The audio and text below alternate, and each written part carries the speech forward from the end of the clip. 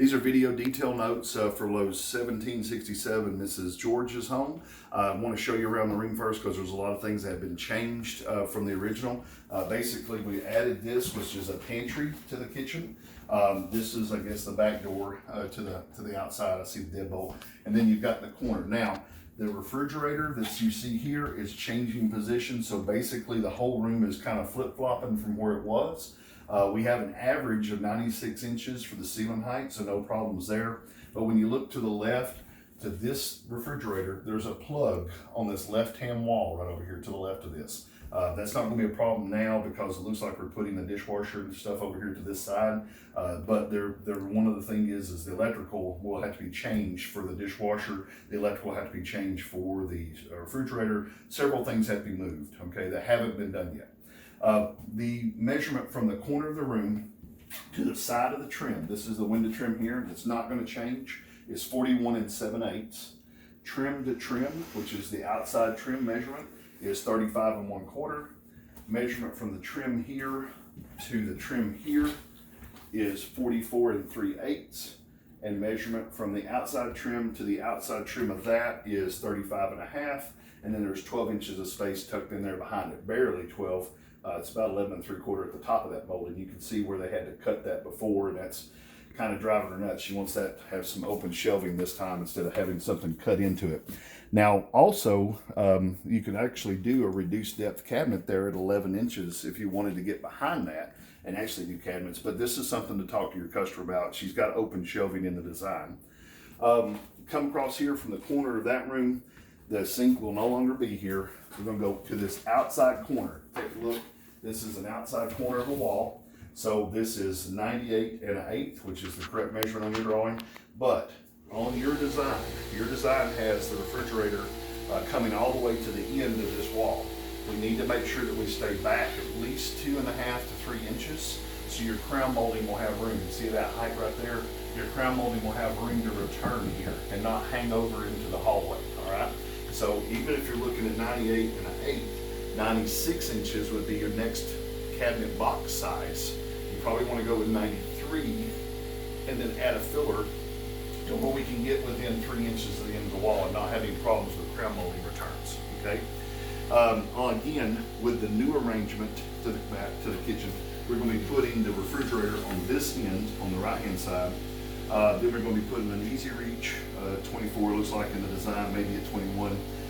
But she's doing an increased depth cabinet above the refrigerator.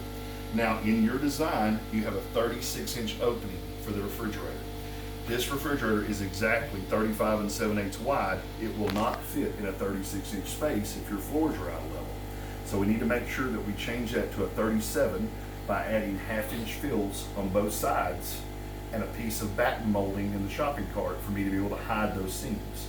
But we gotta have a 37-inch space for this fridge to be able to pull in and out and not scrub the sides of that cabinet. Now in your design, you have 1 5/8 end panels on the left and right of the cabinet. Those could be 3/4 end panels if we went with the 1/2 inch filler and don't have to worry about it. And that could be where we make the extra room we need for your crown return up here.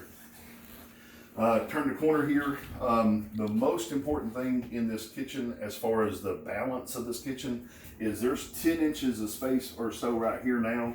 There's only like 5 inches or 4 inches of space over here. She wants this centered on this space between that window and this window. And the center line of the 220 wire here is 73 inches from the right-hand wall. So there's plenty of room to slide this over, center this up correctly. But before you draw anything into this design, make sure that this is centered completely between the two cabinets. And I have a little bit of room as far as some filler or something to make that happen in the room in case the corner's out of square, okay? After the stove though, we get back over here, this is gonna be where the sink's gonna be. For the plumber and electricians for this, the customer has copper plumbing. We always recommend that you go from copper to PEX, which is your blue and red pipes. It's so much better to use as far as flexibility, no problems with leaks and stuff like that. But off the floor, we need at least 15 inches of stub out. No valves, we'd rather have plugged ends. On the drain, we would rather have, about 15 inches of height to it with just a loose cap. Don't glue it on, just put it on loose. And then no faucet for the dishwasher yet, because imagine the size hole I'd have to put in the bottom of the cabinet for that faucet to come in for the dishwasher.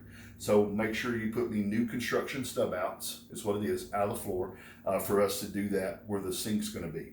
Now the dishwasher will be to the left of that, and of course they share common plumbing, but we'll need electrical 110 volt home run for the dishwasher. For that to be where there's nothing here now. And I don't know if she has an earth ground to her electrical box. We talked about that today. A lot of new appliances really require a lot of grounding to get rid of static electricity in them. So make sure, if you don't care, that we don't pull that 110 volts off of just some random circuit. We need a home run so we don't have any problems with electricity damaging the electrical boards and stuff in those appliances. Back over here to the refrigerator, one more thing. We need a point of service valve behind the refrigerator to make sure that whenever we get done, there's no problems with running pipes and stuff like that through the interiors of the cabinets. We want to have the point of service right behind the refrigerator. We have a quarter turn valve turned on and off. I think that's pretty much it. If you have any questions for me, give me a call at 423-650-1051. Thanks very much. Have a